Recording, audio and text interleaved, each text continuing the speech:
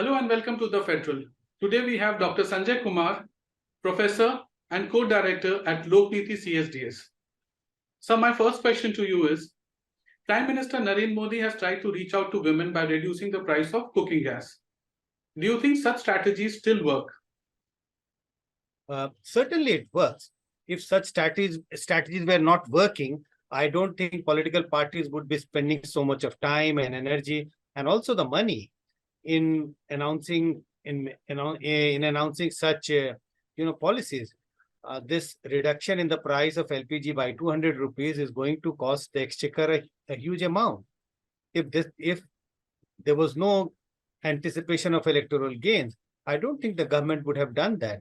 It's not only about the BJP government doling out such policies or, giving such benefits to one sections of the society. I think the day after, the Karnataka government, led by the Congress government at Karnataka, they also came out with similar announcement appeasing, and I would say, yes, it helps sections of voters, but it is also a policy through which, or it is an initiative through which the ruling party aims to get electoral gains.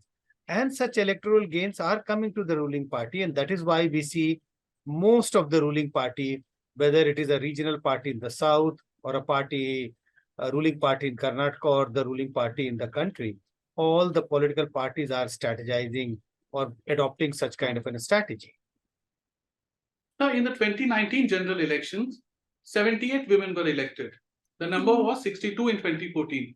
Is this a natural progression, or women are now taking more part in political activities? Very difficult to say whether it is a natural progression, but if you have cited two data, if you compare from 2014 to 2019, yes, there is an increase. We may anticipate that the figures of women representation in Indian Parliament may go up in 2024 Lok Sabha elections as well. At the moment, there is no indication that yes, it will certainly go up, or there is no indication that yes, it is certainly going to come down. But we can anticipate. And why I say we should anticipate in a positive direction, because look at women's participation in politics. There are various signals which indicate that women's participation in politics has gone up. Number of women in the Lok Sabha has gone up, though marginally. But if you look at women's participation as voter, the turnout of women has gone up in large number of states. If you look at the 2019 Lok Sabha election, and if I club all the states and the union territories which went to where elections were held in 2019, out of these 36 states and union territories, in 24 states and union territories, women turnout surpassed men turnout. So this is an indication, this is a clear evidence, and that makes me believe that women's participation in politics has gone up. If it has gone up in terms of voters' participation, I'm sure more women are likely to contest to 2024 Lok Sabha elections. And that is why I say that chances of women representation in Parliament, 2024 Parliament, is going to be positive. Sir, in the last 9 years, government has tried to reach out to women through various schemes, be it Mudra, be it Ujjwala or Stand Up. Do you think the time has come for to reinvent these strategies when the Prime Minister is looking for a third consecutive term? I don't think the time has come to reinvent, because when a reinvention takes place, when the invention becomes very old, I think this is a new invention on its own. 10 years ago or even 5 years ago, there was no such a buzz around the women voter. I think the buzz around Indian voters, the women voters as a vote bank. No political party is saying that they are a vote bank. All political parties are claiming that these policies are for the welfare of 50% of Indian society. This is for the welfare of the women. They're not talking about women voters. They're talking about a segment of society, segment of the population, which has lagged behind in various aspects, whether it is about education, employment. They have also lagged behind in politics. So reinvention might take place 10 years from now. It is a new invention, and I think this new invention is paying dividends to all political parties. So I think for the new invention, we will have to wait for another 10 years. All political parties focus on women voters at the time of campaigning, but the same enthusiasm is missing at the time of ticket distribution. How do you look at this contradiction? Oh, there's a huge contradiction. When it comes to women voters, all political parties are trying hard, working very, very hard to mobilize women as a voter. But when it comes to giving tickets to the women candidates, they are very, very reluctant. And one uh, rationale being offered by all political parties, they won't say it in public, but in their party discussion would be winnability of women candidate is very less.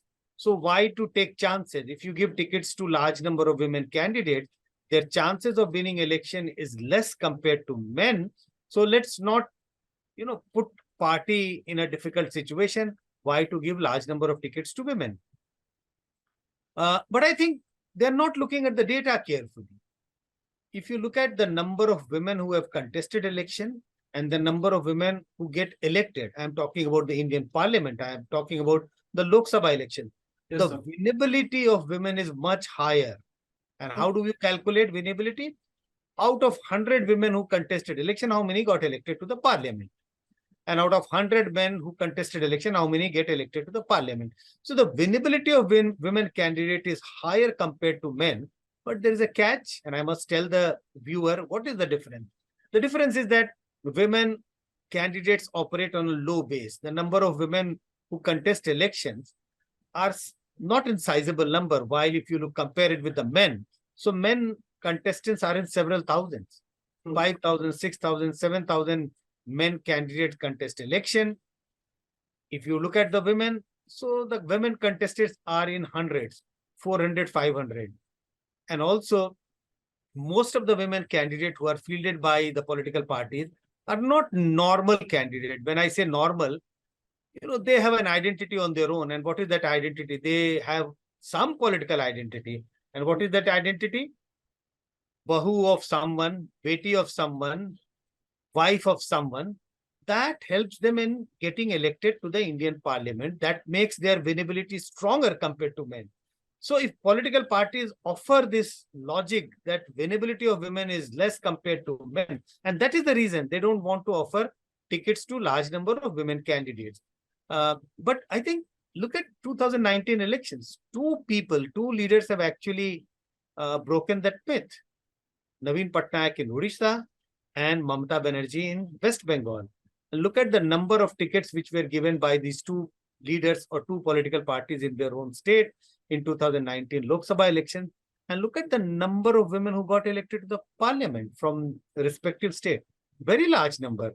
So I think political parties are unwilling to give tickets to large number of women candidates.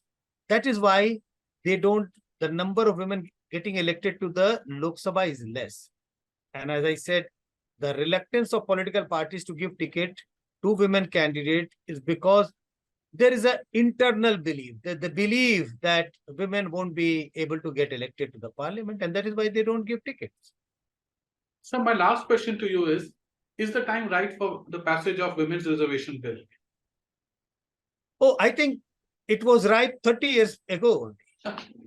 I think we are already lagging behind in this respect.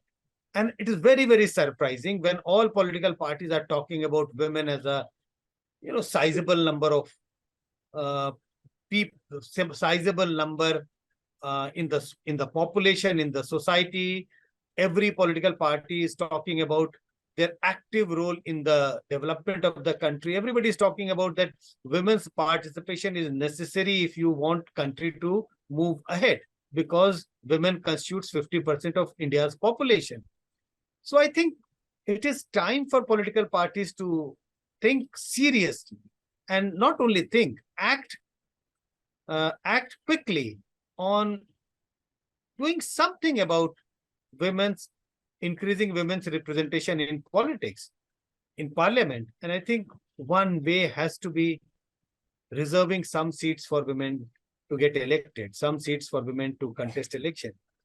I don't think there is any harm. If you look at the local body elections, seats are reserved for in the local body election, whether you're talking about the panchayat election or urban local bodies. While constitutionally it is mandatory for the states to reserve 33% seat. But in many states have gone far beyond that, and they have reserved 50% of the seats. And again, it is important to mention that there are states where seats for women are reserved, 33% seats are reserved. But if you look at the representation of women now in the local body election, you will find that more than 33% women are represented in the assemblies and the parliament, in the local body election. So what is the signal? The signal is that if you reserve seats for women, it's not that they are only and only dependent upon the reservation. Slowly and gradually, they have moved beyond that.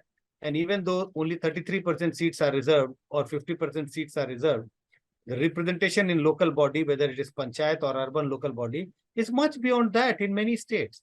So I think connecting or going back to your question, is the time right?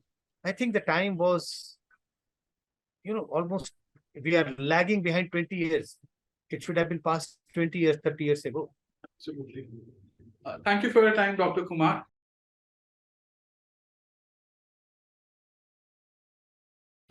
Subscribe to the Federal's YouTube page for more news and updates.